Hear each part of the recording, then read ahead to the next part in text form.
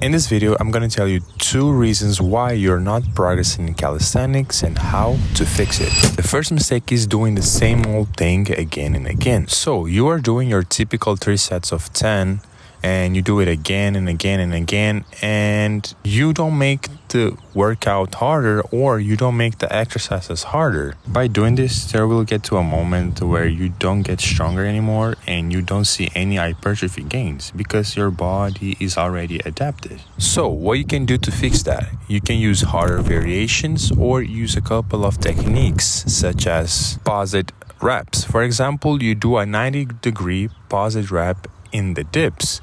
This is gonna make the exercise super hard because you increase the time under tension and you are pausing in a position where you have a lot of disadvantage. Let's say it takes you 20 seconds to do 10 reps in the dips.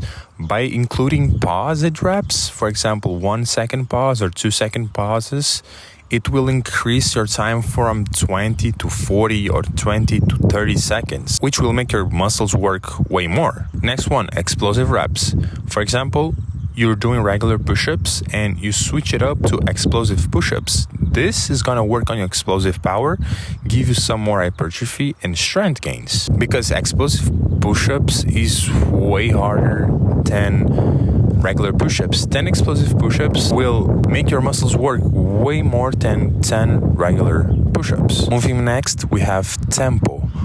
For example, you're doing tempo pull-ups. 1 second in the concentric phase, 1 second in the top phase. You hold there for 1 second and 3 seconds on the down phase or the eccentric phase.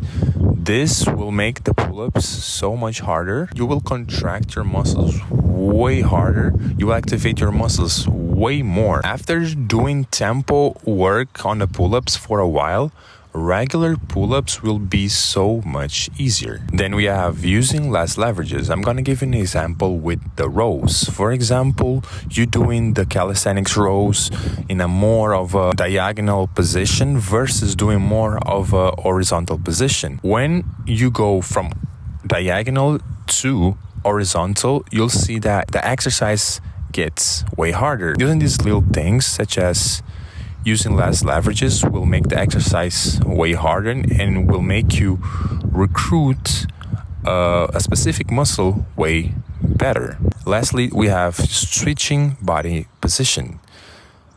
An example is doing regular push-ups versus doing decline push-ups. It's the same exercise, but you're switching your body position, and by doing that, you are making the exercise way harder.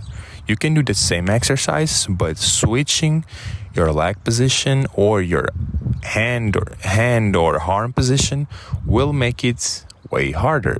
Another example is super wide pull-ups versus a regular pull-up.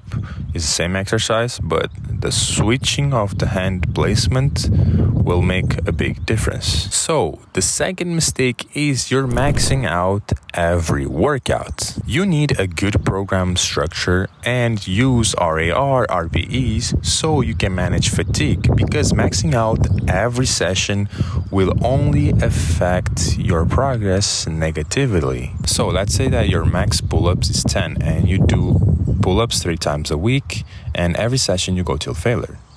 First session you do 3 sets of 10, second session you do 3 sets of 8, but you can barely do 8 because you're tired, and on the third session you try to do 3 by 8 again, but you can only do 5 to 6. This means that you have not recovered properly between workouts, and next week you will do this again and again in hopes that one day you can do 15 pull-ups. The best thing you can do is not to go to failure in every session, but structure your program in a way with RAR that you can recover properly and progress every other week or every week. So now let me give an example on how you should do it. So your max pull-ups is 10. In the first session, you do 3 sets of 8 with 2 RAR. Second session, you do 2 sets of 6, an easy session. And on the last session of the week, you can do 3 by 7. And every week, you will add 1 more rep to your workout till you can progress no more. And from there, you'll need to change plans, like using techniques or harder variations like I said just now. And that was the video. I hope it was helpful in a way for people that are training calisthenics and are stuck and don't know how to make progress or don't know how to make their workouts harder. I hope it was helpful and see you in the next one.